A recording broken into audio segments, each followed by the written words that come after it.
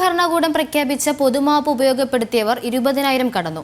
പൊതുമാപ്പ് പ്രയോജനപ്പെടുത്തുന്നവരിൽ ഭൂരിഭാഗവും UAE-ൽ തുടരാനുള്ള നടപടിക്രമങ്ങൾ പൂർത്തിയാക്കുകയാണ് ചെയ്യുന്നത്.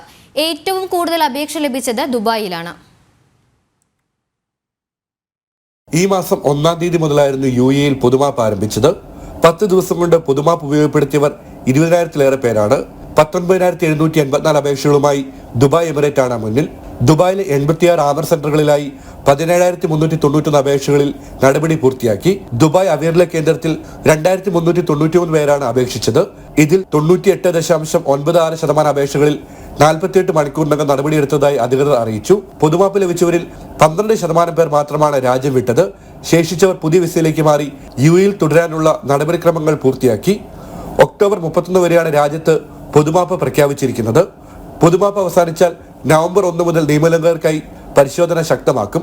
പിടിക്കപ്പെട്ടാൽ തടവും പിഴയും നാടുകടത്തിലുമാകും ശിക്ഷ. വിസ റദ്ദാക്കിയോ കാലാവധി തീരുകയോ ചെയ്തവർ, രാജ്യത്ത് അനധികൃതമായി തങ്ങിയവർ, സ്പോൺസറിൽ നിന്ന് ഒളിച്ചോടിയവർ, UAE-ൽ ജനിച്ചവരും താമസ വിസയ്ക്ക് അപേക്ഷിക്കാത്തവരുമായ കുട്ടികൾ എന്നിവർക്ക് പൊതുമാപ്പ് പ്രയോജനപ്പെടുത്താം. രാജ്യത്തുടനീളം പൊതുമാപ്പ് അപേക്ഷ സ്വീകരിക്കാൻ കേന്ദ്രങ്ങൾ സജ്ജമാക്കിയിട്ടുണ്ട്. ജനം, ദുബായ്.